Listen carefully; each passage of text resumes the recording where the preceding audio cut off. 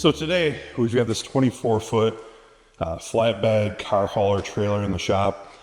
It's time to repack some wheel bearings, make sure all the lights are working, get it ready for the season. And one thing the owner mentioned is that sometimes you got to wiggle the connector to make all the lights work. So, yeah, we've run across this where they're completely ground down or somebody's drug them or they're cracked. This one doesn't look too bad. So in some cases, we might go ahead and install this complete 8-foot harness. It comes with the connector on it, and we kind of rewire and splice it in further back. But in this one, we're just going to go ahead and replace the connector here. So if I open this up, I've got the new unit here. I'm going to just go ahead and replace the end so we've got good, clean connections here. So some people will say, you know what, just go ahead and cut this off and strip it back. Well, that's going to lose a couple inches here. So on this one, I'm going to start by just trying to remove everything from the existing unit. So I'll take my Phillips screwdriver and I'm going to simply back out this screw here, which is going to kind of hold the seal or that collar in place. Now it's a little rusty here, but because we're metal into plastic, not a big deal. Then I've got another straight screw kind of holding the end piece in. So I'm going to remove that set screw also. And fortunately, even though this is rusty, it lives in a northern climate, kind of in the Rust Belt, because these go into plastic, they come out relatively easily.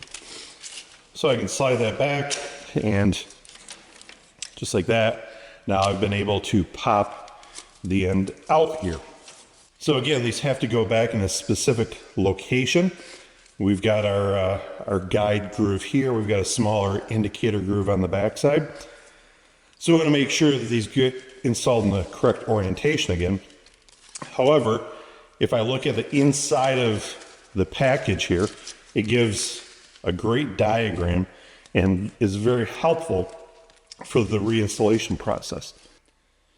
One additional little tip here, even though we've got our wire schematic and our diagram, thanks to modern technology, it's always quite helpful, I found, to just snap a couple pictures. And so I might even go to my main locating piece here and take a picture of it so I know exactly where that is, work my way around. So if I have any questions or any problems later, I know that this trailer was working properly before.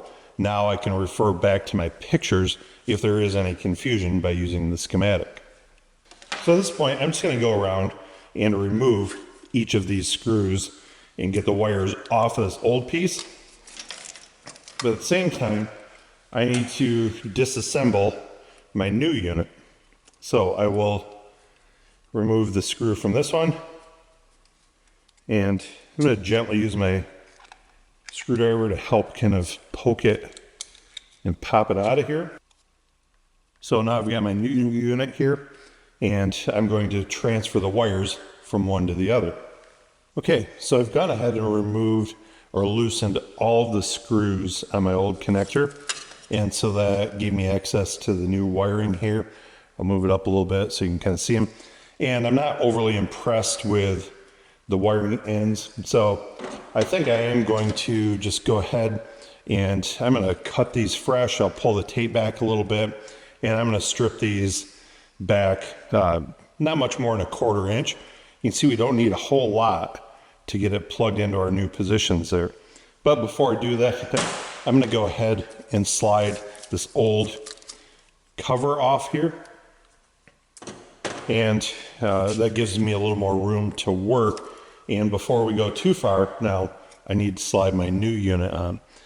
Worst thing we can do here is go ahead and make all of our connections with the new inner and forget to put that cover on.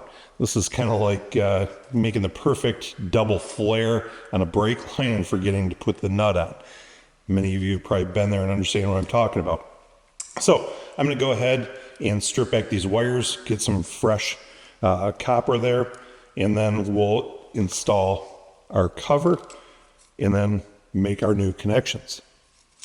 Now typically if I'm going to be installing a whole new cable or whip on these, I'm going to offset this, but because these are all going to be terminated at the same distance, we want these all equal here. So now I'm going to refer to my guide or the pictures I took on my cell phone, and I'm going to use the alignment pin right here as my starting point, and I'm going to follow, and I'm going to insert the wires, tighten the screws down, and insert all my wires here. But I almost caught myself here, as I mentioned not to do previously. So we need to kind of pinch these together, and I'm going to go ahead and insert these in the new connector piece here. And I'm going to give myself a little extra room here so I can work freely on my new connections. But I'm going to go ahead and get these connected here, and then we'll reassemble, and then obviously we're going to retest on the truck. Okay, I've gone ahead and made all my connections and used my screwdriver to make sure that all of these ends are tight here.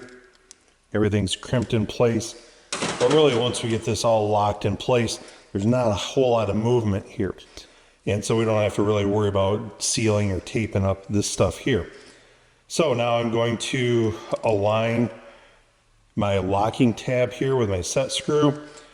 Don't confuse it with the complete alignment tab here, which is going to go into the truck side. But I will slide this up here. We're going to kind of get this slid into place.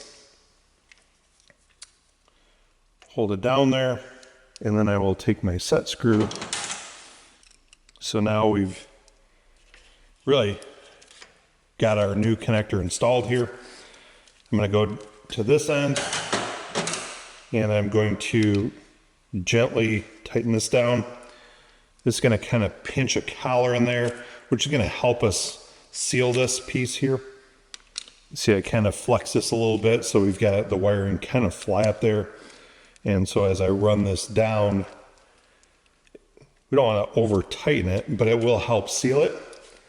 And then just for good measure, I'll take a little bit of electrical tape and run a little bit around here, help protect everything, make sure it's good and sealed.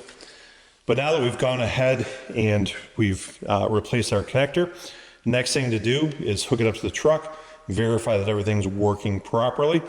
And if it is, we're ready to go. Hopefully now you understand what it takes to replace this 7-way round connector on a trailer.